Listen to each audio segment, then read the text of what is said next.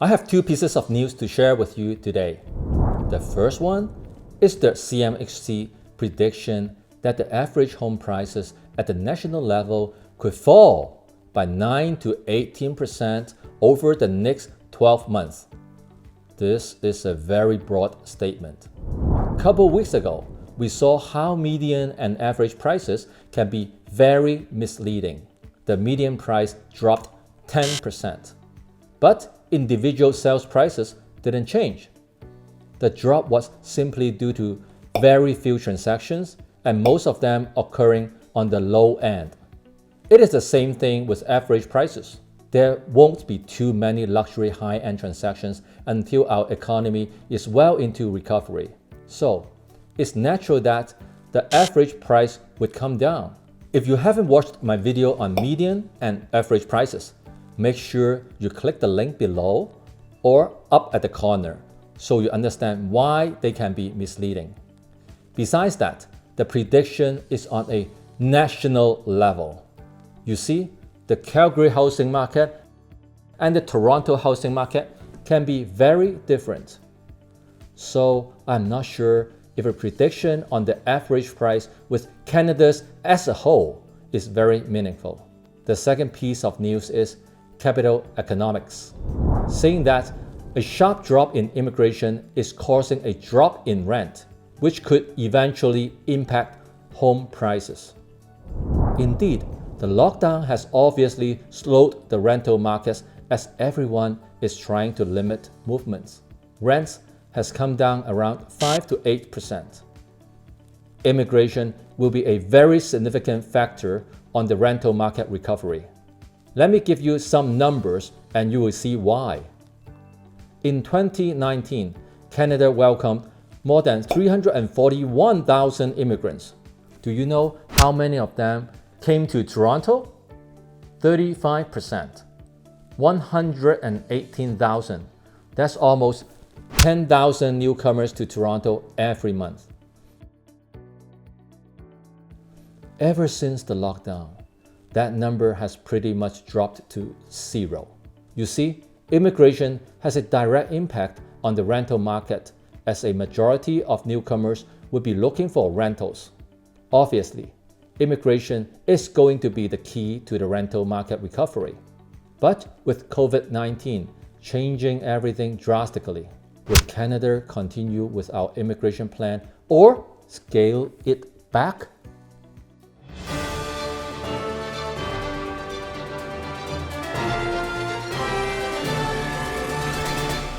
Let me share 5 important immigration updates with you. Number 1, immigration levels.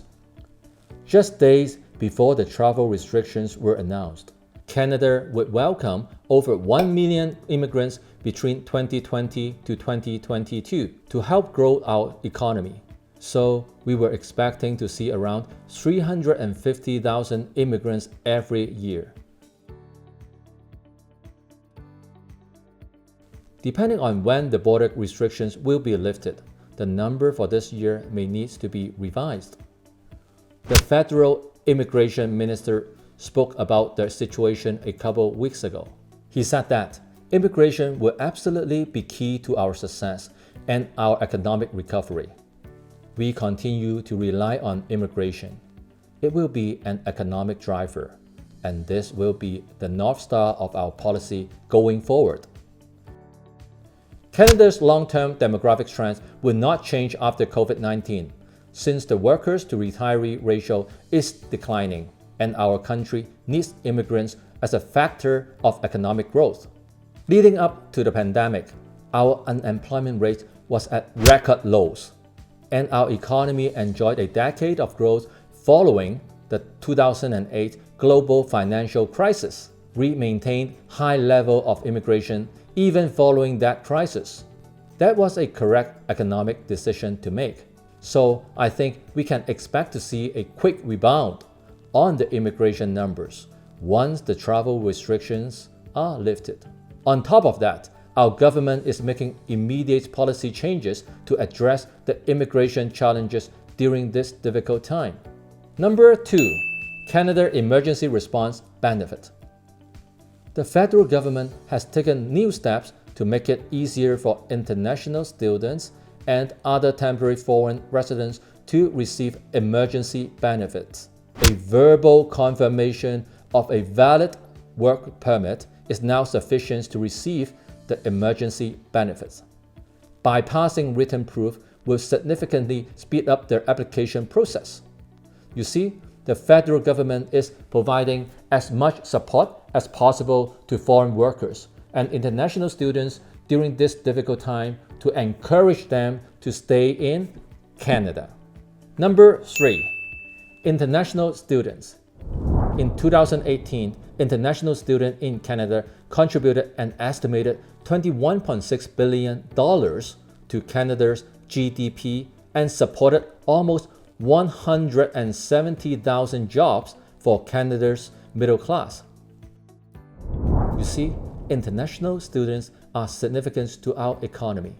Normally, students would need to be physically in Canada to start their program in order to be eligible for the post-graduation work permit. Given the travel interruption around the world, it may be difficult for international students to come and start their programs. The government announced a major policy update that will allow students to begin their Canadian education online in fall 2020.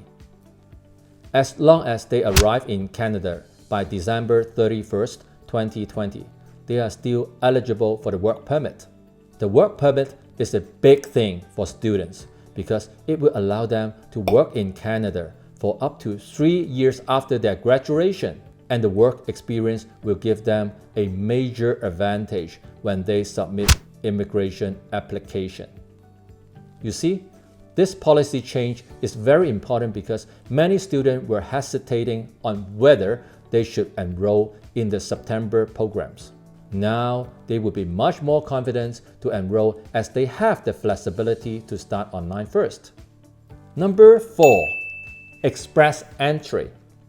Express Entry is a program that invites candidates that meet specific requirements to apply for permanent residence. For example, you have qualifying skill or you have a provincial nomination. As of today, more than 38,000 Express Entry candidates have been invited to apply for permanent residence in 2020. Even with travel restrictions in place, the number of invitations issued so far is more than the same time last year. So I think we will see more people coming in once these invitations are accepted and travel restrictions are lifted. Number 5. Temporary foreign workers. Another policy update is to allow temporary workers with job offers to start working right away while their applications are still being processed. This will drastically reduce the time it takes for temporary workers to start a new job from 10 weeks to only 10 business days. Going back to the news headline that says a sharp drop in immigration is causing a drop in rents, which could eventually impact home prices. As you can see, the government is taking many prompt actions to maintain our immigration targets. So I would say that the sharp drop in immigration would only be temporary. I share my opinions and news on the market every single week. If you want to stay on top of the market, make sure you subscribe to my channel and hit the bell now.